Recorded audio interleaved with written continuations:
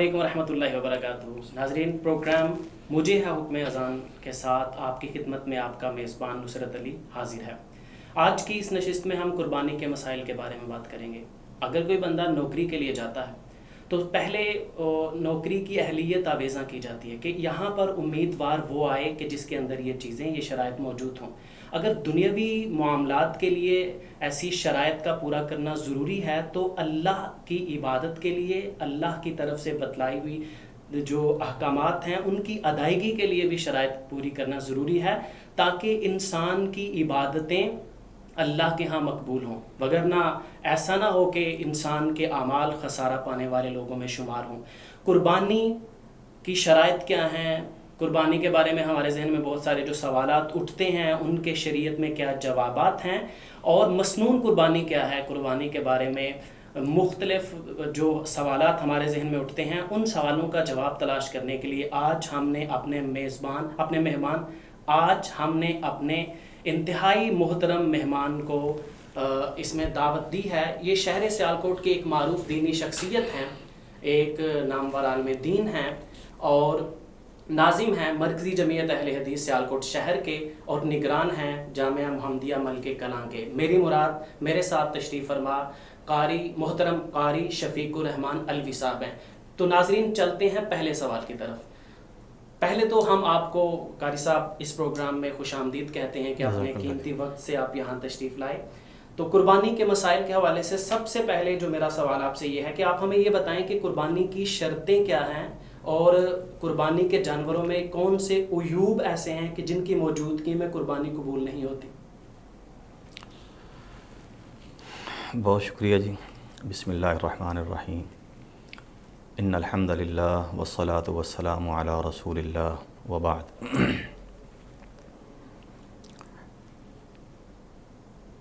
دین اسلام میں قربانی ایک بڑی اہم عبادت ہے،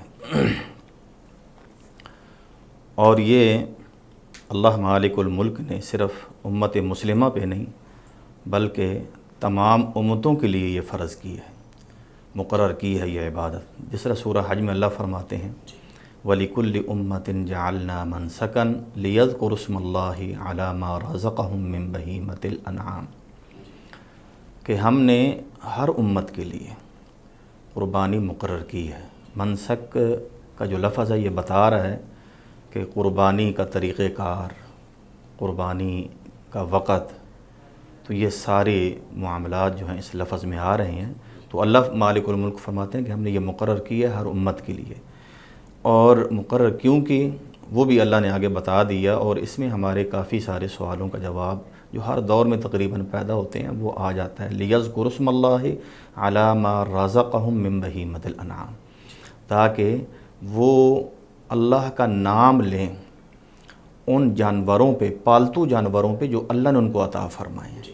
گویا قربانی کی شکل بھی اللہ نے بتا دی ہے کہ ایک تو یہ ہے کہ انسان کی ساری زندگی وہ قربانی کرتا ہے، اللہ کے لیے وقت نکالتا ہے، سب کچھ، لیکن یہ قربانی کے جو اصل مشروعیت ہے وہ ہے جانوروں کا ذبح کرنا۔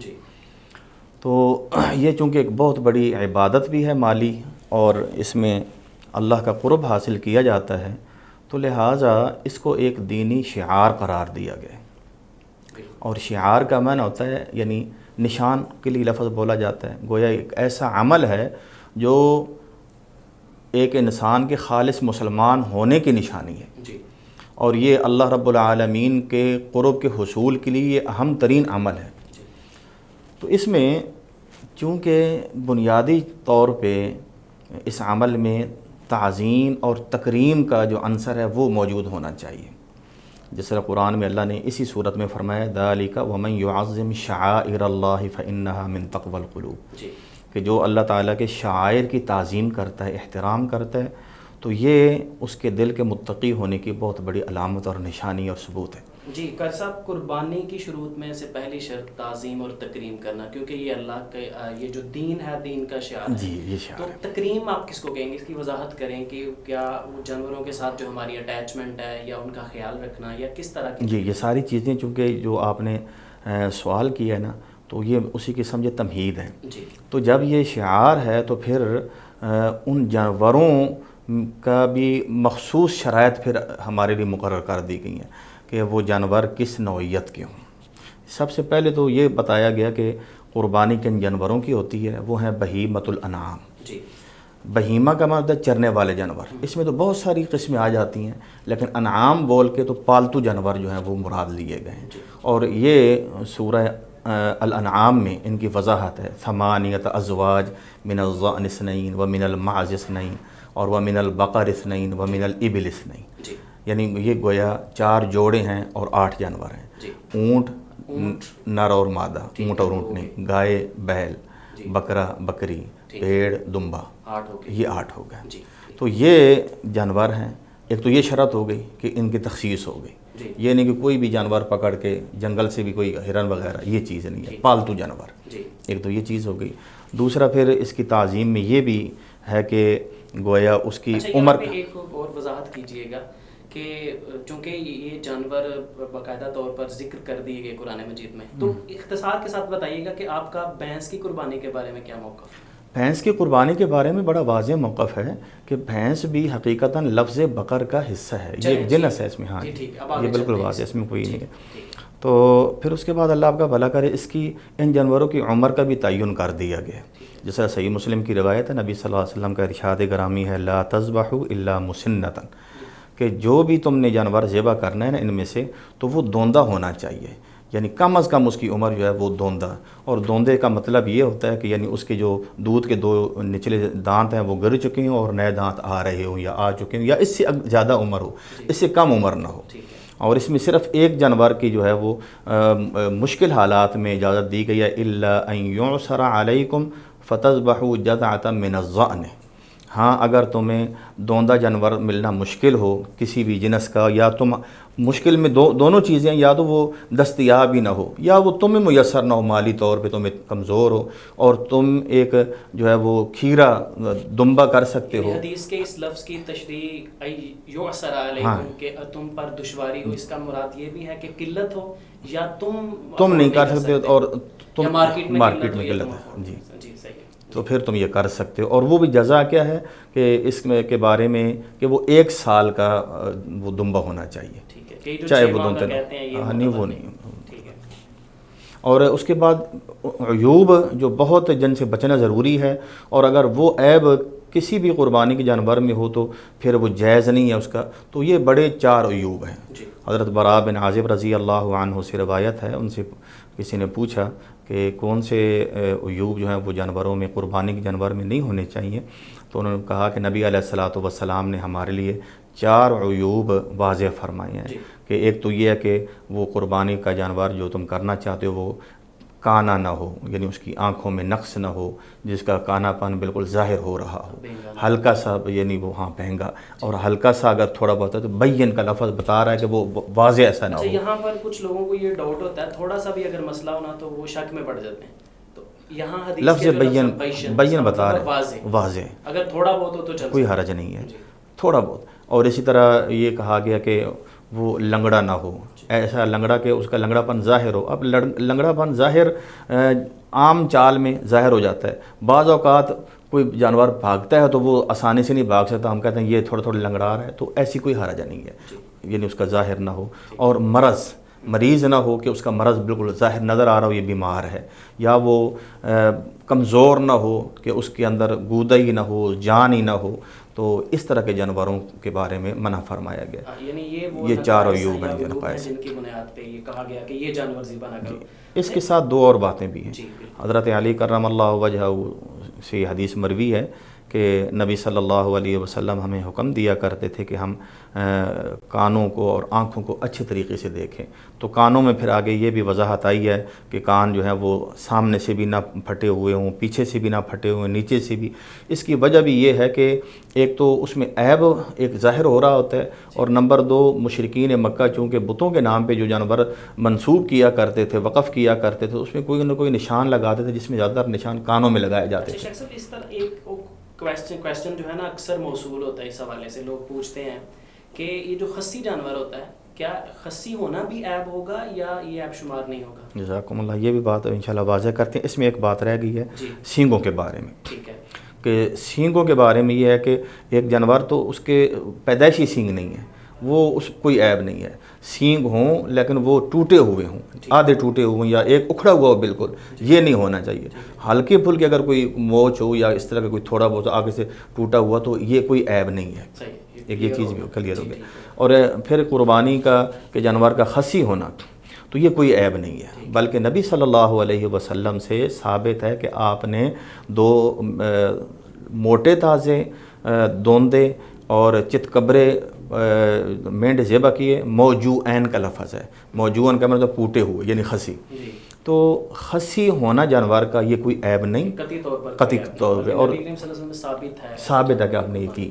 اچھا، ایک اور کویسچن جو ہمارے ذہن میں آتا ہے، اکثر لوگ پوچھتے بھی ہیں، کیونکہ ہمارے فوت شدگان کے ساتھ جو اٹیچمنٹ ہے، ہماری کوشش یہ ہوتی ہے کہ ہم ان کے لیے فائدہ کس طرح سے ان کو پہنچا سکتے ہیں۔ تو یہ سوال کیا جاتا ہے کہ کیا فوت شدگان کی طرف سے ہم قربانی کر سکتے ہیں؟ قربانی تو ہم اپنی کر رہے ہیں، اپنی طرف سے کر رہے ہیں، کیا فوت شدگان کی طرف سے اپنے اہل خانہ مطلب والدہ والد کی طرف سے یا کوئی اور بیوی کی طرف سے یا خاوند کی طرف سے بھی قربانی ہو سکتی ہے جو مرحوم ہے؟ اس کا کچھ تفصیلی جواب ہے، اور اس میں یہ ہے کہ شریعت نے ہر معاملے میں ہماری بالکل واضح رہنمائی فرمائی ہے۔ قربانی کا جہاں تک معاملہ ہے یہ ایک زندہ لوگوں کا عمل ہے، تو رہا یہ کہ فوت شدگان کی طرف سے صدقہ وغیرہ تو یہ تو بالکل ثابت ہے کہ ایک آدمی اپنے ماں باپ کی طرف سے صدقہ وغیرہ کر سکتا ہے۔ اب یہ جو قربانی ہے اس میں مستقل ایک حصہ قربانی کا رکھنا یا ایک جانور قربان کرنا کسی فوت شدہ کی طرف سے، وہ نبی علیہ الصلاۃ والسلام سے قطعاً ثابت نہیں ہے۔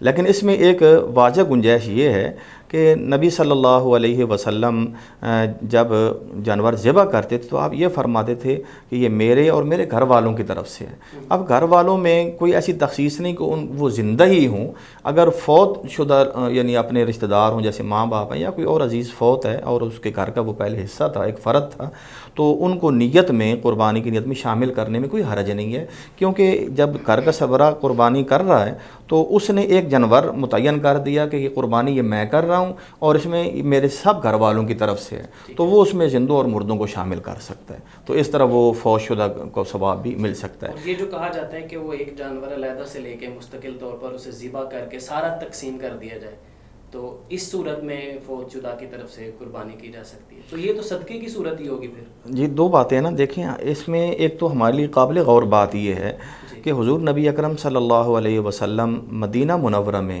قربانی کا عمل یہ شروع ہوا سن 2 ہجری میں، جب عیدیں مقرر ہوئیں تو عید الاضحیٰ میں ظاہر بات ہے وہ قربانیوں کی عید ہے، تو نبی علیہ الصلاۃ والسلام نے اپنی زندگی کے آخری یعنی ایام تک قربانی ہر سال قربانی بھی کی، اور اس میں یہ بھی ہے کہ نبی علیہ الصلاۃ والسلام کی ازواج مطہرات میں ہماری پیاری ماں حضرت خدیجہ رضی اللہ عنہ وہ بھی فوت شدہ تھیں، پھر اسی طرح آپ کی بیٹیاں بھی وہ یکے بعد دیگرے وہ دنیا سے رخصت ہو گئیں، پھر اس طرح آپ کے دیگر رشتہ دار حضرت حمزہ شہید ہوئے تھے جنگ احد میں سن 3 ہجری میں، لیکن کہیں بھی نہیں ہے کہ نبی صلی اللہ علیہ وسلم نے کسی عید کے موقع پہ ان کی طرف سے کوئی الگ الگ مستقل جانور ذبح کیا ہو یا ان کا کسی حصوں والے جانور میں کوئی حصہ رکھا ہو، ایسا کوئی ثابت نہیں ہے۔ اس کے سٹیٹس کو یہ سمجھنا ہوگا کہ جو ہم صدقہ اپنے فوت شدگان کی طرف سے کر رہے ہیں اس کے لیے موقع کا ضروری نہیں ہے کہ کسی خاص موقع پہ کسی وقت بھی قربان مطلب جانور ذبح کر کے اس کو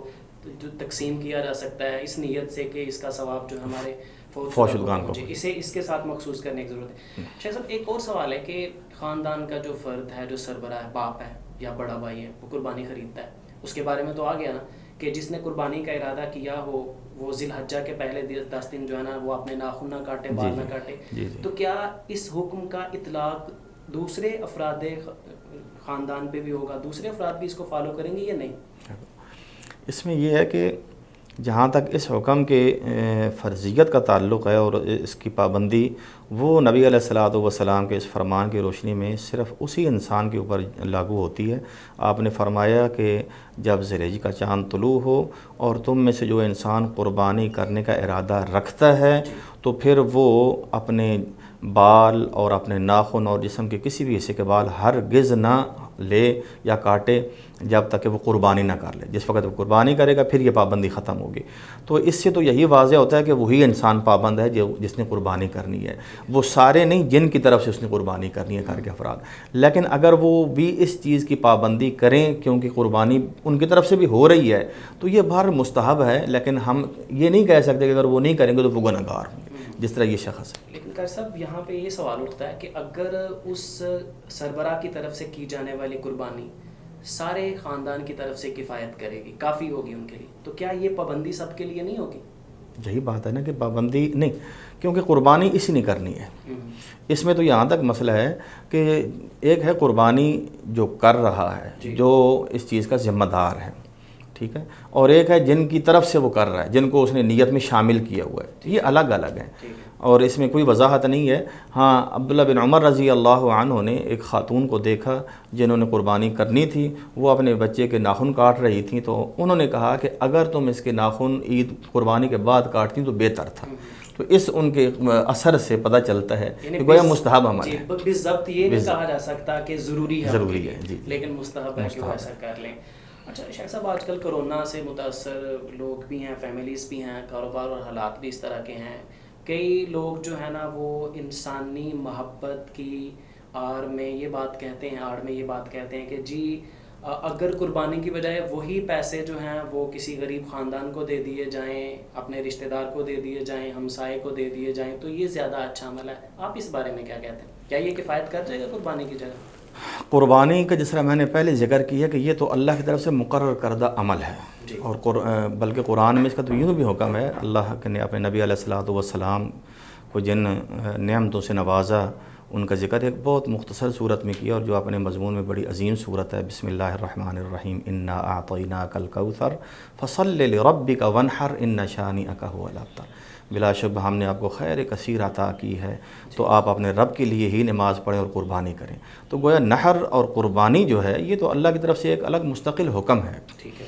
اور جب جو چیز اللہ کی طرف سے مقرر ہو اس کا کوئی بدل نہیں ہو سکتا کہ ہم کہیں کہ چونکہ یہ حالات ہیں تو لہٰذا اس کے بدل یہ ہے. جیسے کہ ایک انسان نماز کی پابندی کرتا ہے تو اب اسے یہ کہا جائے چونکہ یہ حالات ایسے ہیں کہ لوگوں کی خبرگیری بہت ضروری ہے، تو نماز کی جگہ وہ کام کرو گے تو اللہ تعالیٰ اس کو ہی تمہارے لیے نماز بنا دیں گے. ایسا نہیں ہوتا. جو چیزیں اللہ نے مقرر کر دی ہیں ان کا بدل کوئی نہیں ہوتا. تو قربانی بھی ایک اہم حکم ہے. وَلِكُلِّ أُمَّةٍ جَعَلْنَا مَنْسَكًا سے واضح ہو رہا ہے. اس میں بذات خود یہ بھی تو لوگوں کی ہمدردی ہے. فَإِذَا وَجَبَتْ جُنُوبُهَا فَكُلُوا مِنْهَا وَأَطْعِمُوا الْقَانِعَ وَالْمُعْتَرَّ. اس میں تو بھی خود بھی کھاؤ اور دوسروں کو محتاجوں کو بھی کھلاؤ. فَكُلُوا مِنْهَا وَأَطْعِمُوا الْبَائِسَ الْفَقِيرَ. پھر اس میں جو اس کے چمڑے ہیں یا دیگر چیزیں وہ انسان ان سے کو بیچ کے مالی فائدہ نہیں اٹھا سکتا بلکہ وہ صدقہ کرے گا. وہ بھی غریبوں کے لیے کھالیں جب بکتی ہیں یا جو بھی تو وہ غریبوں کا ان میں بے شمار بھلا ہوتا ہے. تو لہٰذا یہ کہنا کہ یہ جو قربانی کے اوپر خرچ ہونے والے پیسے ہیں ان کو انسان غریبوں میں بانٹ دے تو یہ سوچ ٹھیک نہیں ہے. اور اللہ تعالیٰ نے اس قربانی کا ذکر کرتے ہوئے فرمایا کیا ہے کہ فَإِلَٰهُكُمْ إِلَٰهٌ وَاحِدٌ فَلَهُ أَسْلِمُوا وَبَشِّرِ الْمُخْبِتِينَ. اور آگے ہے کہ جو مخبت اور عاجزی کرنے والے لوگ ہیں وہ ان کی نشانیاں یہ ہیں کہ جب اللہ کا ذکر ہوتا ہے ان کے دل ڈر جاتے ہیں، نماز کی پابندی کرتے ہیں. وَمِمَّا رَزَقْنَاهُمْ يُنْفِقُونَ. اور جو کچھ بھی ہم نے انہیں دیا اس میں سے وہ خرچ کرتے ہیں.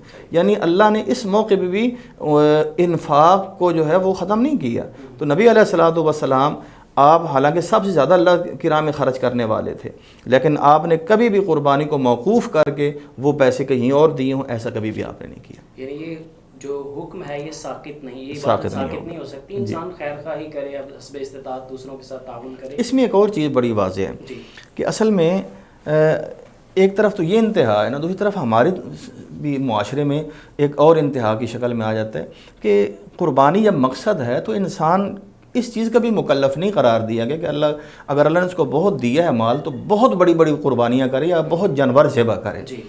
نبی علیہ الصلوۃ والسلام نے مدینہ منورہ میں ہمیشہ دمبا 1 یا 2 ذبح کیے. ٹھیک ہے جی، اس سے زیادہ آپ نے نہیں کی. حالانکہ اللہ تعالیٰ کی محبت میں آپ سے بڑھ کر کون ہے.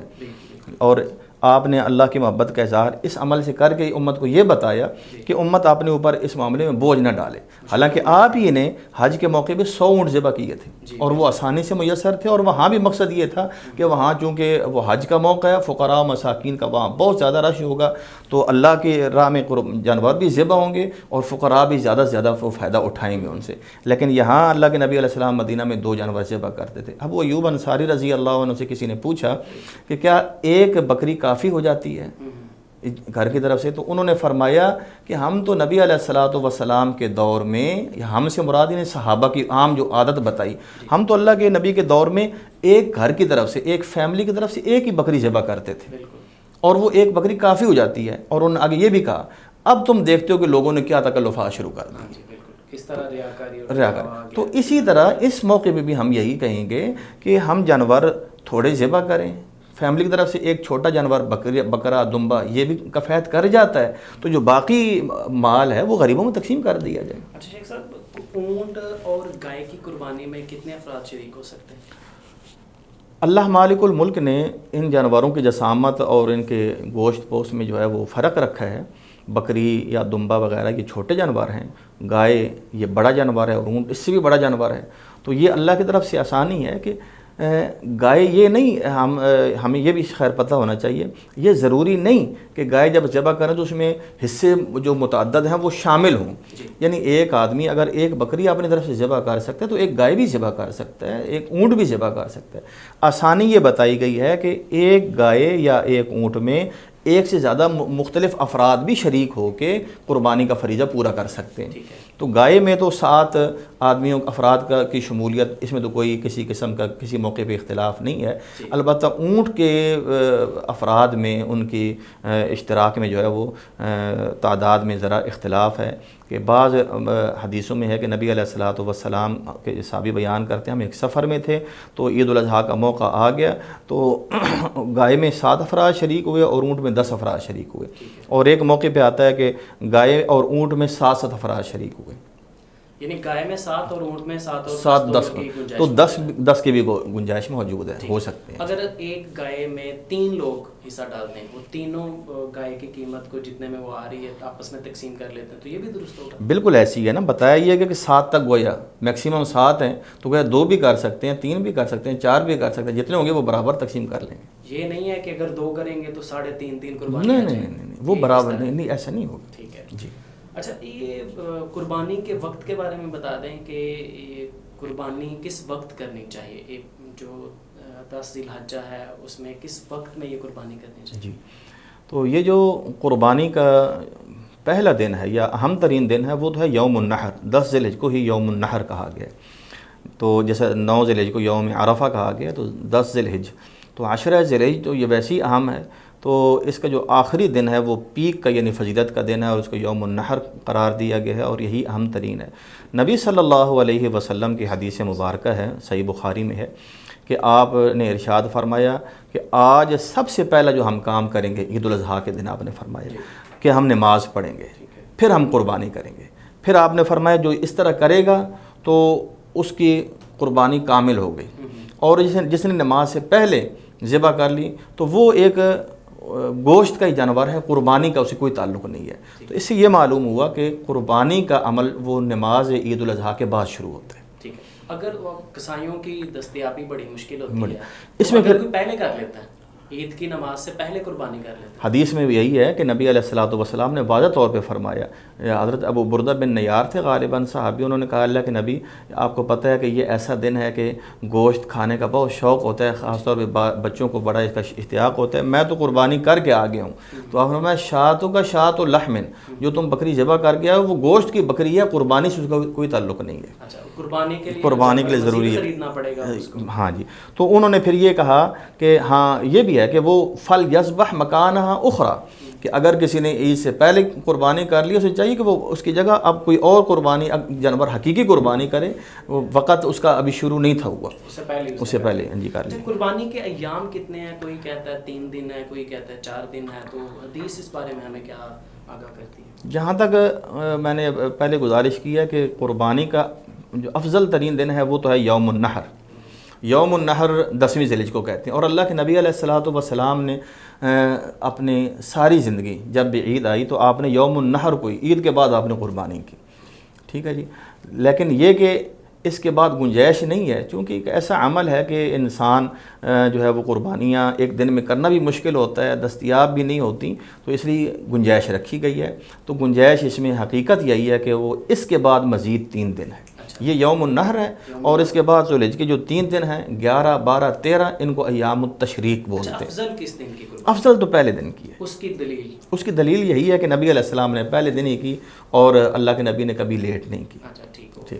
اچھا کچھ لوگ جو ہے نا جب قربانی کرتے ہیں نا تو اپنے فریزر بھر لیتے ہیں، اور وہ قربانی کا گوشت جو ہے وہ محرم تک چلتا رہتا ہے. کچھ لوگ اس پر ان پہ تنقید بھی کرتے ہیں کہ یہ درست نہیں ہے. تو کیا جو ایسے کرتے ہیں کہ گوشت کو رکھ کے محرم کے مہینے تک کھاتے رہتے، کئی لوگ کہتے ہیں تب تک نہیں رکھا جا سکتا، تو اس بارے میں بتا دیجیے. یہاں تک معاملہ ہے کہ قربانی کے گوشت کے ختم کرنے کے دنوں کا تعین وہ تو کوئی بھی نہیں ہے. ایک موقع آیا تھا، ہاں البتہ اس سے ایک بات ہمیں سبق کلی اصول سمجھ آتا ہے کہ ایک موقع پہ جانوروں کی بہت قلت تھی اور عام لوگوں تک گوشت کی رسائی بہت مشکل تھی، شروع کی بات ہے. تو اللہ کے نبی علیہ السلام نے فرمایا تھا کہ 3 دن سے زیادہ قربانی کا گوشت کوئی نہیں رکھے گا. اس کا مطلب بھی یہ تھا گویا اتنا رکھو جتنا 3 دن تم کھا سکو، تو اس سے اضافی جو ہے وہ غریبوں میں تقسیم کر دو. تو پھر خود اللہ کے نبی نے فرمایا تھا کہ میں نے تمہیں 3 دن سے زیادہ گوشت کھانے سے منع کیا تھا قربانی کا، اب جتنا مرضی تم کھاؤ. اچھا پہلا حکم آپ نے خود منسوخ فرمایا. اس کے ساتھ 2-3 اور حکم بھی تھے. تو یہاں تک معاملہ ہے کہ ہم کہیں کہ محرم تک اس کے بعد گنجائش نہیں، یہ بھی کوئی ایسا معاملہ نہیں ہے. اور یہ بھی نہیں کہ انسان گوشت کیوں رکھ رہا ہے. قرآن نے جب خود کہا ہے کہ فَكُلُوا مِنْهَا وَأَطْعِمُوا الْبَائِسَ الْفَقِيرَ فَكُلُوا مِنْهَا وَأَطْعِمُوا الْقَانِعَ وَالْمُعْتَرَ. اب بتا یہ دیا گیا گویا اس کی تقسیم کا طریقہ کار یہ ہے تقسیم کرنے کا کہ خود بھی کھاؤ، تم دوسروں کو ہدیہ اور تحفہ بھی دو، اور تیسرا یہ کہ محتاجوں کو بھی دو. اب ایک انسان نے محتاجوں کو بھی دے دیا. اس میں یہ جو ہے نا بالکل برابر کے 3 حصے، ایسا کوئی نہیں ہے. ایسا بھی ہاں جی برابر کے بالکل 3 حصے ہوں، کوئی کمی بیشی نہ ہو، ایسا کوئی معاملہ نہیں ہے. غریبوں تک پہنچائے انسان، یہ اپنے جذبات کی بات ہوتی ہے. اگر غریب اس کی نظر میں ہیں تو وہ اگر زیادہ ان کو دے گا تو اس میں اثار والی بات آئے گی جو اللہ کو پسند ہے. وَيُؤْثِرُونَ عَلَىٰ أَنفُسِهِمْ. دوسرا پھر یہ جو عید کی ہمدردی ہے قربانیوں کی وہ اجاگر ہوگی.